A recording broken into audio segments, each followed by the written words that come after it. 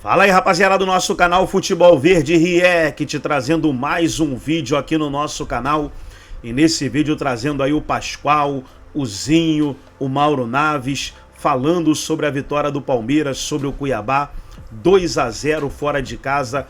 E o jovem Estevão entrando mais uma vez e mostrando personalidade. Sofreu o pênalti, bateu no ângulo sem chances para o goleiro do Cuiabá. Palmeiras voando aí, os garotos.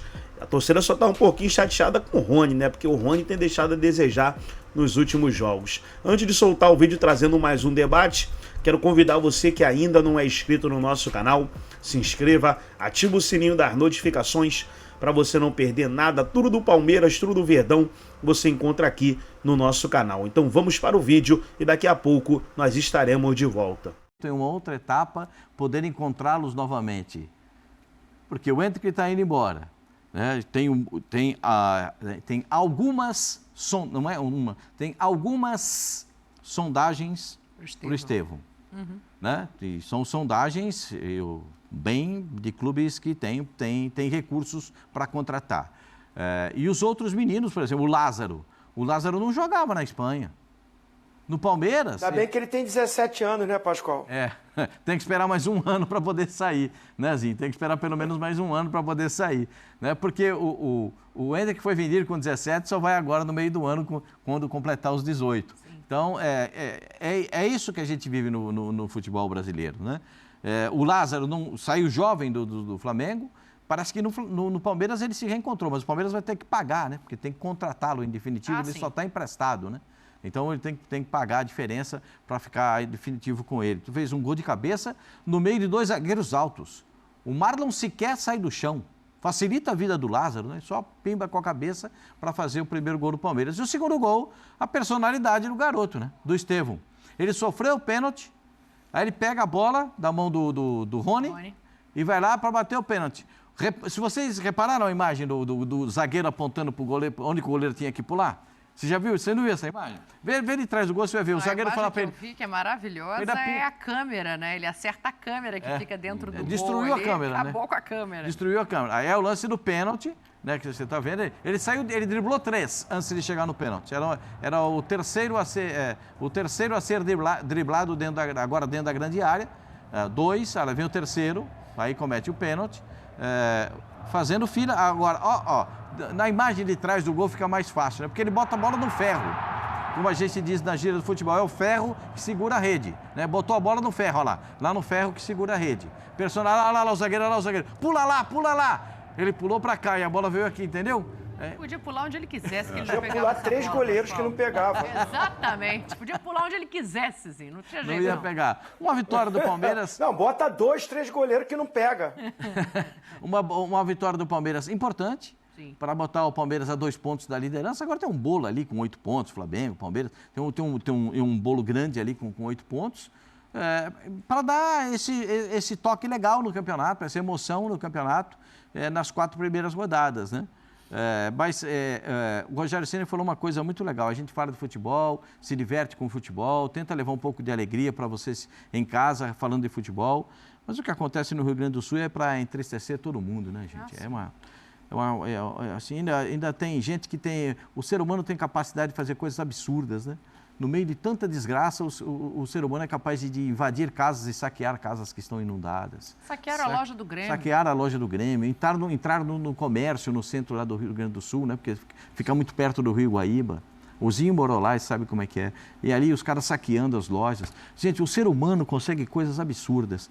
Que bom que ainda tem um pouquinho de alento de ver o futebol e tem um pouquinho de alegria para quem torce para esse ou para aquele, né? Porque chega uma hora que você tem que se desligar um pouquinho dessa tensão toda que é vivida no Rio Grande do Sul. Isso, o Rogério tem razão, isso é tensão, isso é lamentável, é de doer o coração, é de partir o coração das pessoas e a nossa solidariedade, de todos nós, solidariedade de todos nós, para que as coisas se normalizem o mais rapidamente possível no Rio Grande do Sul.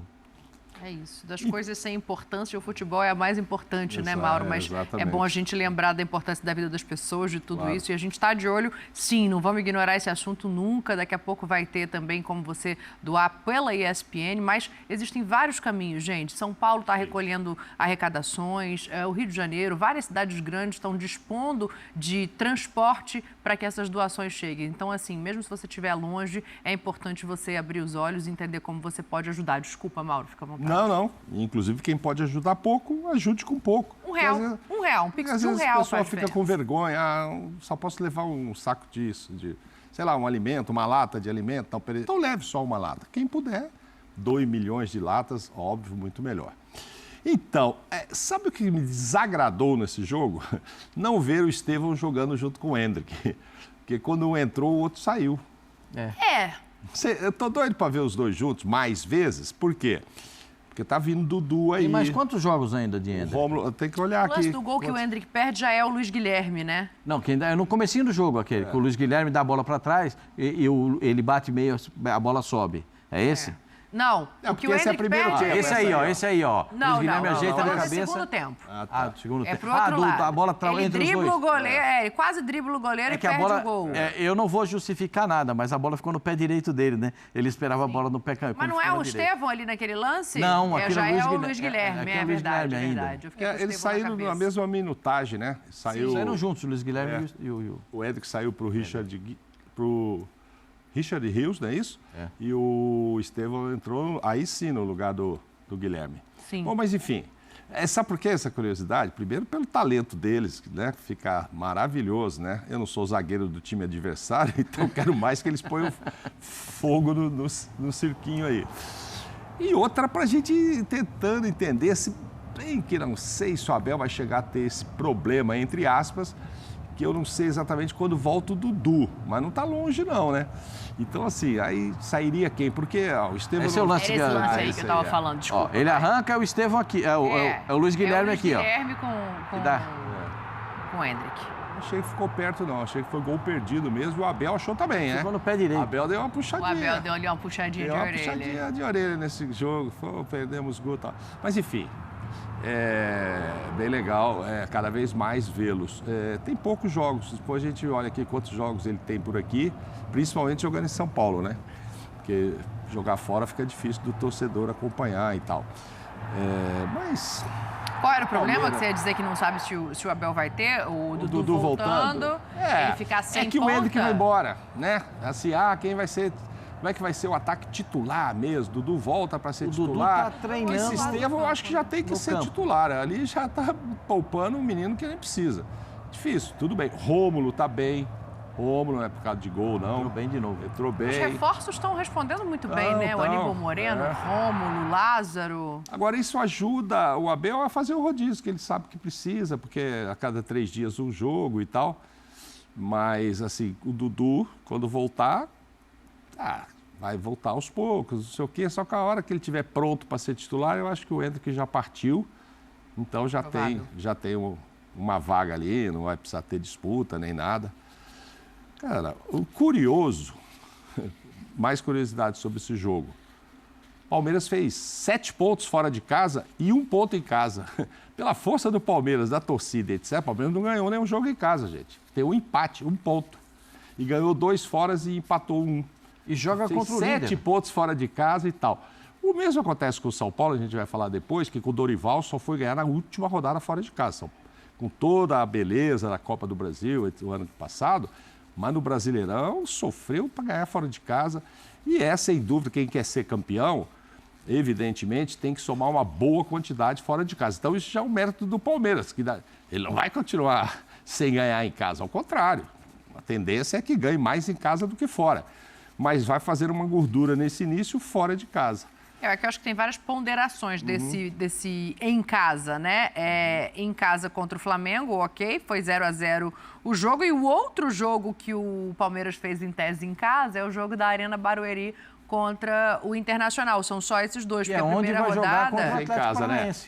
É em casa. A torcida tá aqui. Mas eu tô só ponderando porque são 2 jogos, né? Um é um empate com o Flamengo e o outro é na Arena Barueri. E o final de semana joga com o Atlético Paranaense onde?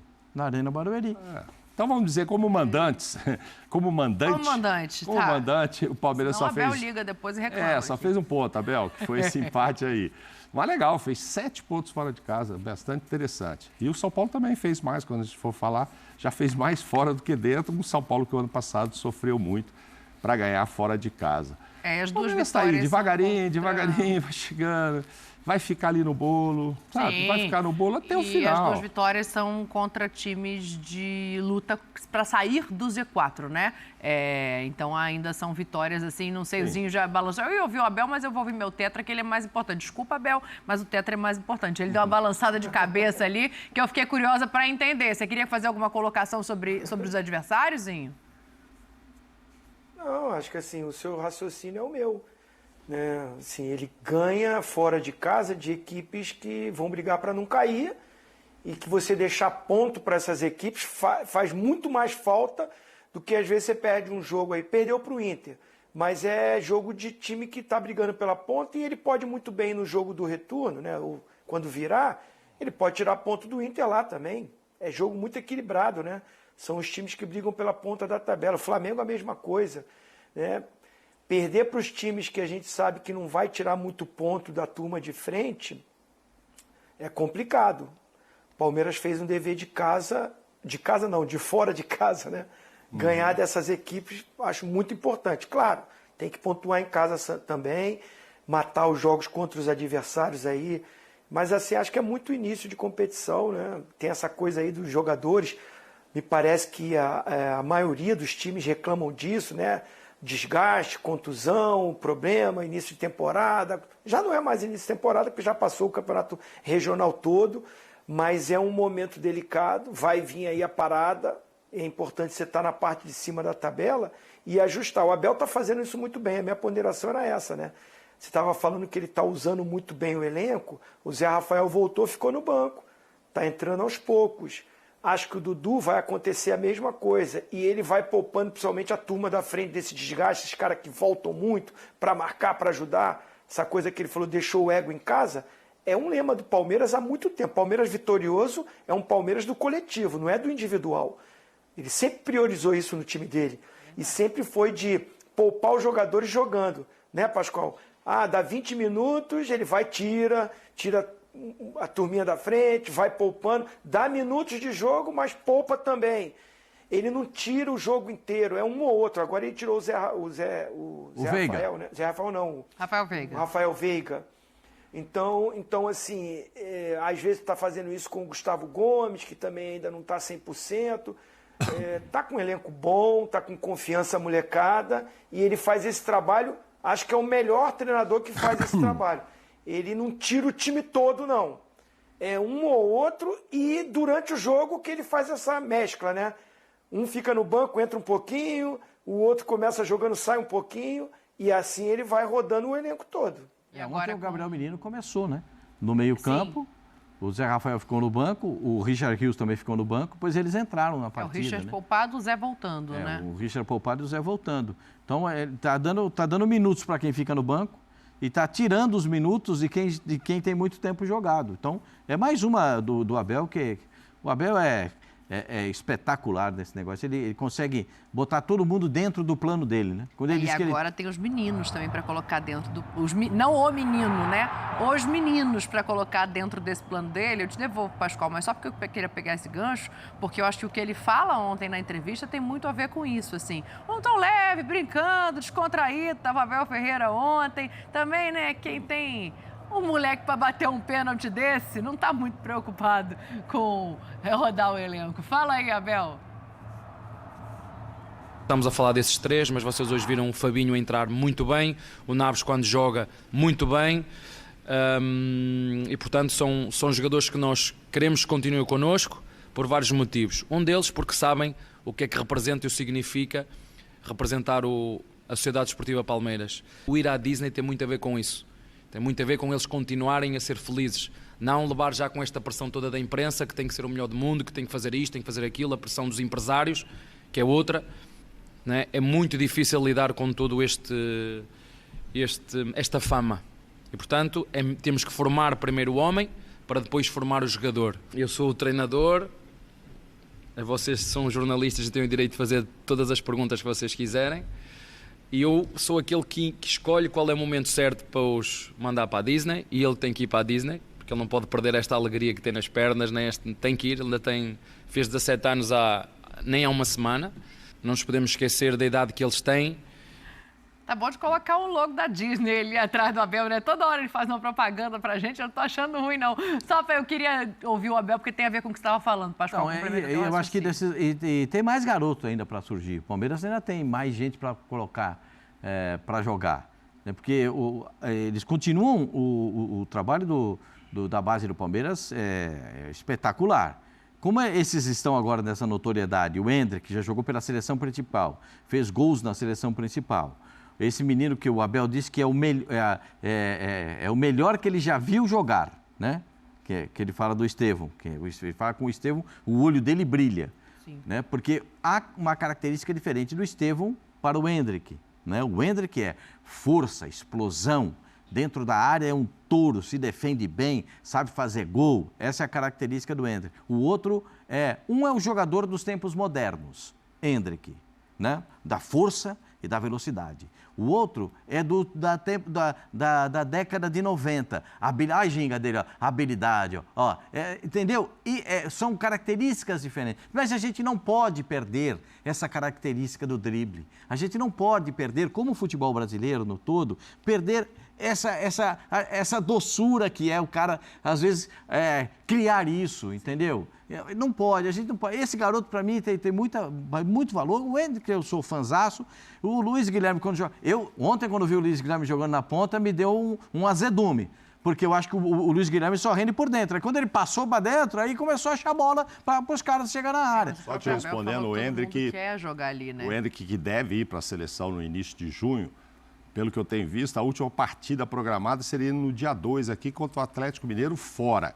Então são só 8 partidas, 4 em São Paulo e 4 fora. Seja em Barueri ou no campo, Allianz Parque. 4 como mandante e 4 fora. São só 8 jogos, porque depois que ele for para lá, eu acho que ele não volta para jogar, vai emendar a Copa América, etc. Sexta-feira a convocação, né, para a Copa América do Dorival. O negócio é o seguinte, então lota em Barueri. Seja Barueri ou seja no Allianz, o tempo de ver o Endrick está acabando. Agora, eu quero trazer aqui para o nosso debatezinho o curioso caso dos clubes que têm o mesmo número de vitórias, o mesmo número de empates, o mesmo número de derrotas, o mesmo jogos feitos e olhares muito distintos de suas torcidas para o que está acontecendo, Tetra. Eu queria que você explicasse esse fenômeno do futebol brasileiro.